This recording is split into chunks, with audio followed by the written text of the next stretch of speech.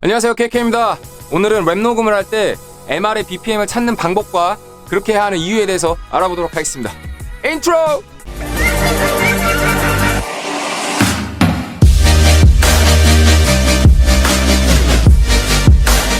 우리가 MR 위에 랩 메이킹 작업을 할 때 녹음 전부터 MR의 BPM을 녹음 프로그램에 적용시키는 것이 굉장히 중요한데요. MR의 BPM을 정확히 알 수 없는 경우가 있죠. 이런 경우에 BPM을 직접 찾아내는 방법에 대해서 알아보도록 하겠습니다. 우선 BPM이 무엇인지 간단하게 이야기해 볼게요.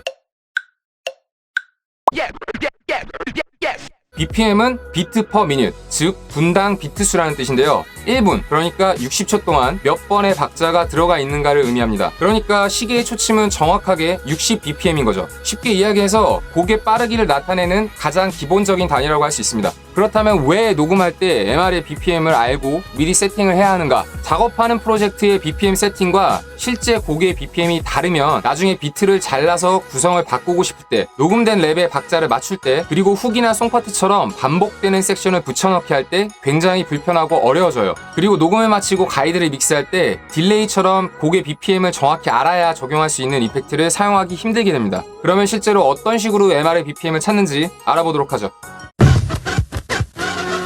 프리소너스 스튜디오 1이라는 프로그램을 메인 DAW로 사용하고 있는데요. 로직이나 큐베이스 같은 다른 DAW들도 비슷한 방법으로 BPM을 찾아낼 수 있습니다.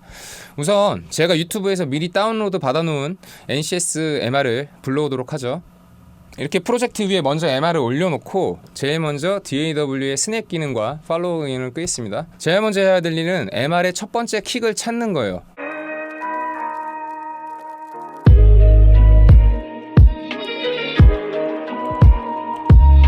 여기서 먼저 킥이 시작되죠. MR의 첫 번째 킥 시작 부분을 정확히 자르고요. 그리고 그보다 앞부분에 있는 부분을 전부 삭제를 하겠습니다. 전부 다 삭제를 하고요. 그 다음에 이 전체 MR을 맨 앞쪽으로 붙여줍니다. 처음부터 재생을 해볼게요. 이렇게 처음 시작하는 킥의 앞부분을 전부 삭제를 한 후에요. 곡의 시작점에 그 첫 번째 킥이 오도록 위치를 한 다음에 한 마디가 지난 후에 두 번째 킥을 찾습니다. 자, 보시면 여기가 두 번째 킥이죠. 지금은 프로젝트의 BPM이 120으로 설정되어 있죠. 이 상태로 곡의 BPM을 바꾸면 프로젝트의 타임라인이 바꾼 BPM에 의해서 좌우로 움직이게 되는데요. 두 번째 마디를 표시하는 이 숫자 2가 내가 찾은 두 번째 마디의 킥의 위치와 일치할 때까지 BPM 값을 변경해 줍니다. 한번 바꿔보도록 하겠습니다. 점점 내려보도록 하죠. 지금 보시는 것처럼 아래로 내릴수록 이 숫자 2가 점점 오른쪽으로 움직이는 걸 알 수 있게 됩니다. 이 상태에서 숫자 2가 내가 찾았던 두 번째 킥, 이 지점이죠. 이 부분의 시작점까지 움직일 때까지 BPM을 더 내려보도록 하죠.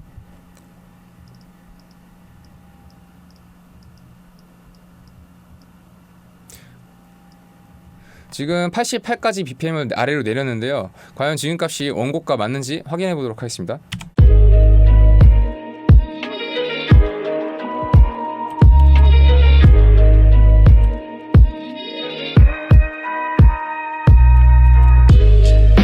내가 맞춘 BPM이 88이 맞다라는 확신이 들 때 다시 한번 스냅 온을 켭니다. 이 상태로 비트를 다섯 번째 마디로 옮겨주고요. 아까 지웠던 앞부분을 갖다가 다시 당겨주도록 하겠습니다. 그러면 곡의 인트로가 나오죠.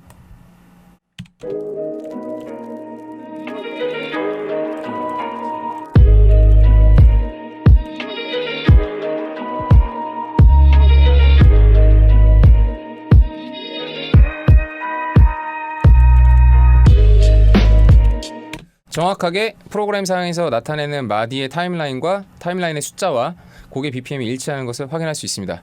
이렇게 하면 우리가 전혀 알지 못했던 MR의 BPM 값을 아주 정확하게 찾을 수 있게 됩니다. 오늘은 MR의 BPM을 모를 때 직접 BPM을 찾아내는 방법에 대해서 알아보았습니다. 여러분들도 녹음을 할 때 꼭 이런 방법으로 BPM을 찾고 녹음을 해서 좋은 결과물들 만드시길 바랍니다. 래퍼들에게 도움이 되는 랩 클래스, 다음 주에 뵙겠습니다. 감사합니다. Top of the top, 8 house,